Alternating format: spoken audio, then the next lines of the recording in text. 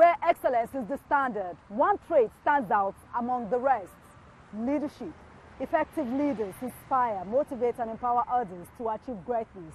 With qualities like vision, integrity, and resilience, they drive success and shape the future. This is a major secret driving Lagos State as a center of excellence and a pace setter, thanks to the exceptional performances of those at the helms of affairs. This is Inside Lagos. Amade Doja, Salam Adeyemi.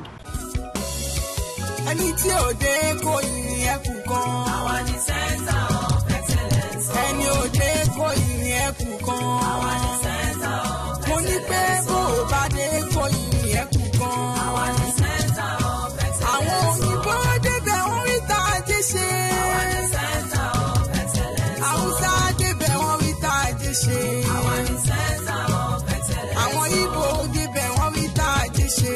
Àwa ni center of excellence. Gbogbo Yorùbá débẹ̀ wọ́n rí tí wọ́n mú lọ. Àwa ni center of excellence. Ẹni ò dé kò yìn ẹkùn kan. Èkó ò ní bàjẹ́ lórí àwa. Àwa ni center of excellence. Ọkọ̀ ò bá dé kò yìn ẹkùn.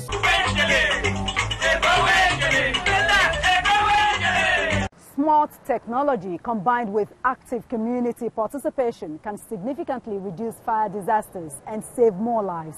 Governor of Lagos State, Babajide Sanwo-Olu, stated this at the second edition of the Lagos International Fire Safety Conference, which focuses on leveraging technology and community engagement to prevent fires. We were there. When fire strikes, it destroys property, displaces families, inflicts injuries, causes emotional trauma, and tragically claims lives. In 2023, the Lagos State Fire and Rescue Service responded to over 2,500 distress calls.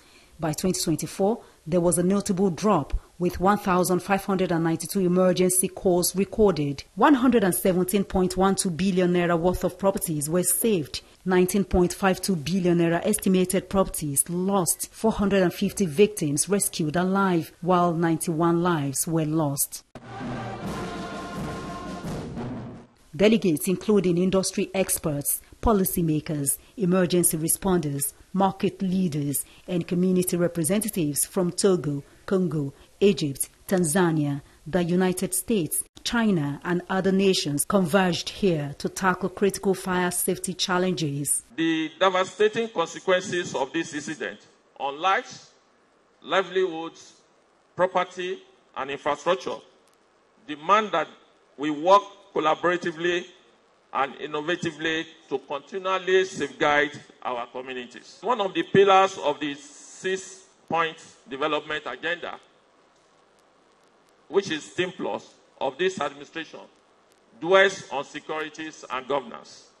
This is not a coincidence. Rather, it underscores our administration preparedness and commitment to safety, security, resilience, and disaster management, even from the first time of our administration. The local government with the highest numbers of this fire call or emergency is Etiosa, where we have 254 incidences. Let's look beyond the numbers and see the faces of those affected and the struggle they face. For in the statistics, we find a true reveal of life impacted and future concealed. Statistics is more than just a number to know. It is a life, a story, a human to show. Let's remember the human cause of every statistic: injury, emotional trauma, psychological distress, and social disruption. We fight not just to fight a fire, but life and future that shine with all the might. Fire safety is not just all about equipment. It is about people, and the best fire fought is the one prevented. No matter how much Lagos is built, or any establishment is built, a stroke of fire can just bring it down. This is to show that this is very, very important to all of us. And looking at it from the legislation part, we are ever ready to deliver, to give to the society the input from the society. And this can be, gotten from the recently signed law. So I want you to please give thanks and give solid claps to our governor, who has really deemed it first necessary. Because without a solid law in place, whatever we are doing, we may not have backing. Governor Babajide Sanwo-Olu believes that through the Safety on the Move initiative, which harnesses technology and community participation, Lagos can drastically reduce fire incidents. 2 years ago, we gave the fire service over 60 trucks. So when we come out and we say that a big city like this will have to collaborate and work together, it's because of what we see and how we need to be able to put the city in a level of preparedness and ability to respond. We're retooling and we're refurbishing our command and control center. We're bringing the highest level of technology.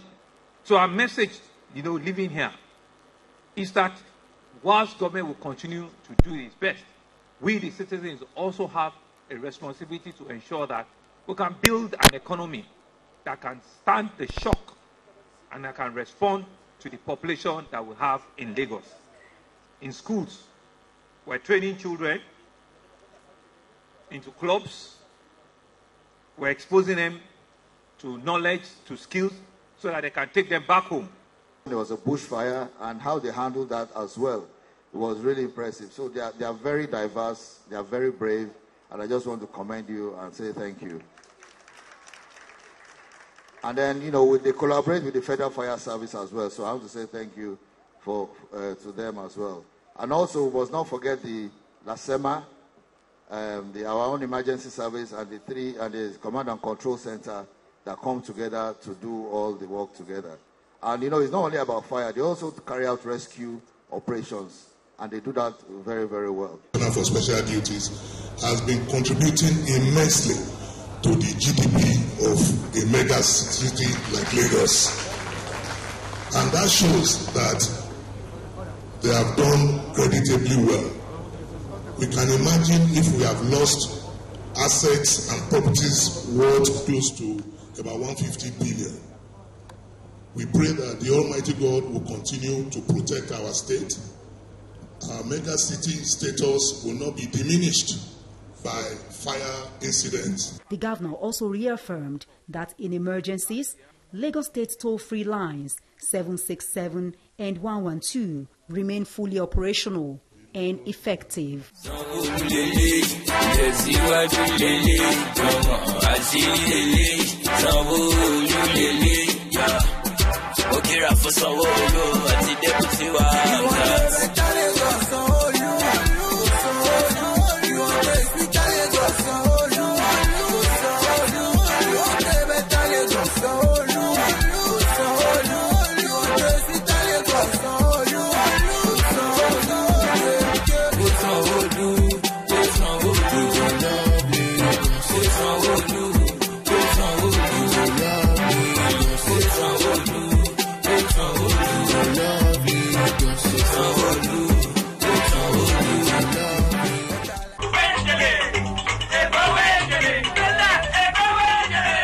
The Lagos State government has launched a digital house numbering system aimed at assigning a unique electronic identifiers to every building across the state. This innovative system, known as Identifier Project, will overturn property identification and service delivery and enhance navigation within Lagos State. It's the unveiling of the pilot phase of the innovative Identifier Project, a comprehensive digital addressing system designed to streamline geographic house numbering and street naming across Lagos State. The project, which will kick off in Ikeja, the state capital, this month, was unveiled by Governor Babajide Sanwo-Olu at the sideline of the Nigeria Land Titling Registration and Documentation Program. The system uses QR codes and local government-specific color codes to create a comprehensive digital address database. This will enable emergency responders, utility providers, and residents to access accurate and instant property information, reducing delays in service delivery. the fact that a woman somewhere is living anywhere and we say the person is poor is because they live on land that cannot be collateralized. So we are not necessarily a poor nation, a poor people. It's because we've not been able to find a way to manage our land. And all of us did economics in secondary school. We said that land is one of the factors of production. So if it is a factor of production, how is it that we are not managing it? We know very well that Lagos State is in the forefront of this. Therefore, they are doing well in terms of land management. And Kogi as a state is going to align with this program, learn, relearn, and unlearn from Lagos State, and make sure that we join the entire state in making sure that this initiative, gets the full capacity that is desired. Governor Sanwo-Olu says it is a novel idea for Lagos, and the QR code system will allow the public to instantly verify key details about a property, including building approvals and billing records. It will be a real-time database and automation to secure property rights across our country. Unlike the very old manual system, which characterized fiscal file chasing, long delays, susceptibility to fraud, the new National Digital Land Information System, we believe, promises transparency. It will ensure speed and accountability by initiating the digital mapping system, GIS, electronic tiling, and secure documentation.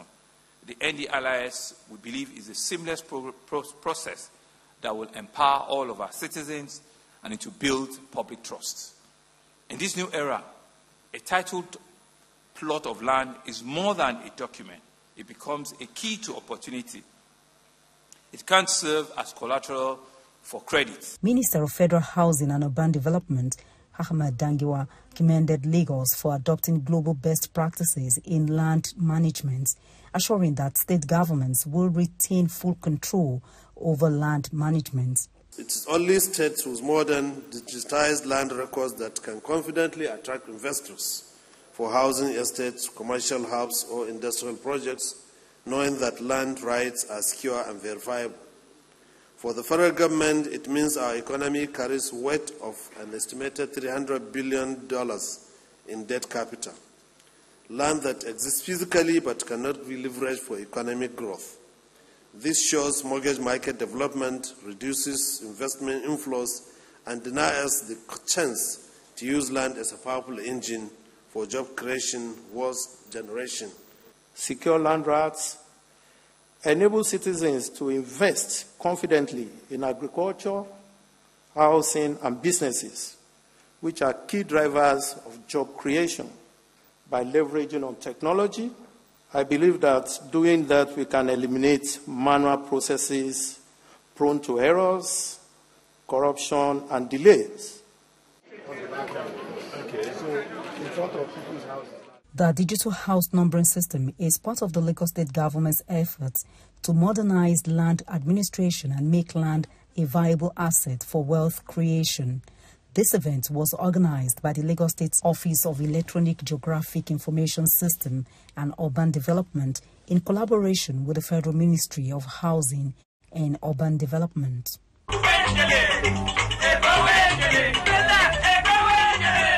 The Lagos State government has partnered with the Federal Ministry of Housing and Urban Development to push for a uniform national building code, one that is enforceable to local context. The fundamental defects that usually lead to structural failure were examined at the National Building Safety and Structural Integrity Initiative workshop held at the Tafawa Balewa Square here in Lagos. Lagos is a city of ambition and rapid growth, but with growth comes the responsibility to safeguard lives and property. For years, the state has battled the scourge of building collapses with alarming statistics underscoring the scale of the problem. According to the Building Collapse Prevention Guild, BCPG, Nigeria recorded over 180 incidents of building collapse between 2005 and 2022, with Lagos State alone amounting for more than 60%. Professionals and artisans in the built sector, drawn from across the 57 local council areas of Lagos, gathered at the Tafawa Balewa Square for a public sensitization on the importance of building safety and the dangers of non-compliance.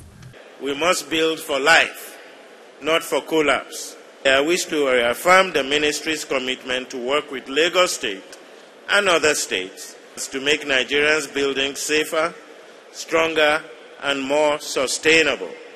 Under the leadership of His Excellency President Bola Ahmed Tinubu, GCFR, the Federal Ministry of Housing and Urban Development is fully committed to ensuring that safety and structural integrity become non-negotiable principles in Nigeria's building sector.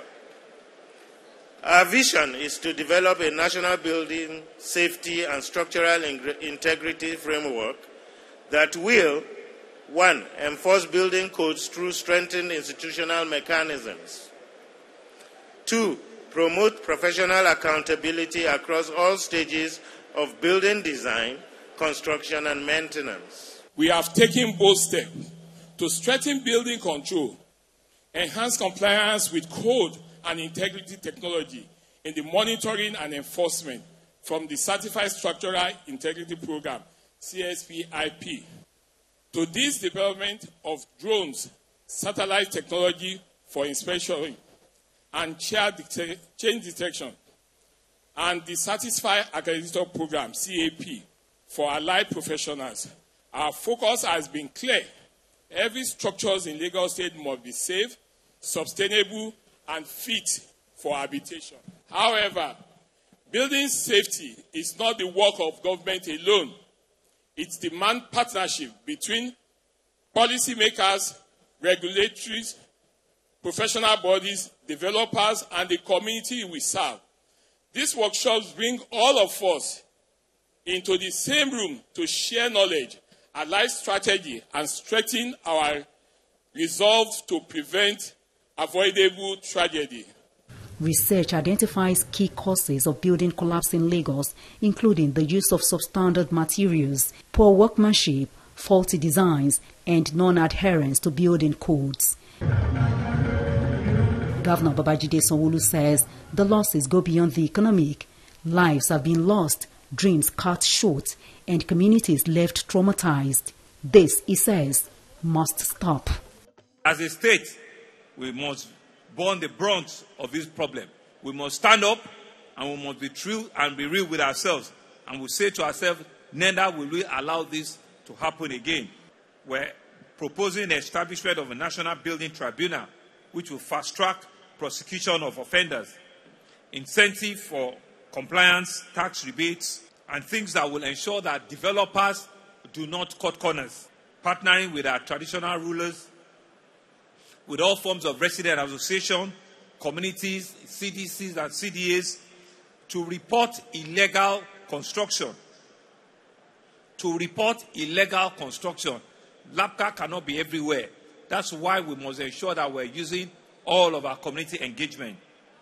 Periodic structural audits, mandatory inspections of older buildings, particularly high density and flood-prone areas.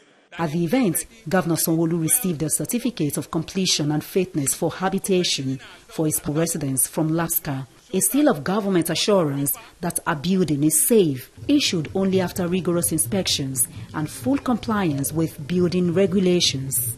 Where I live, which is the government house, is fit for habitation, that they've tested it and it's well for me to live in. So we're using ourselves as an example, to show that it is what is proper, it is what is fit, and it is what is right for us at all times. So this is my own certification. Popular Fuji musician Adewale Ayuba dazzles the crowd with his Bonswe Fuji.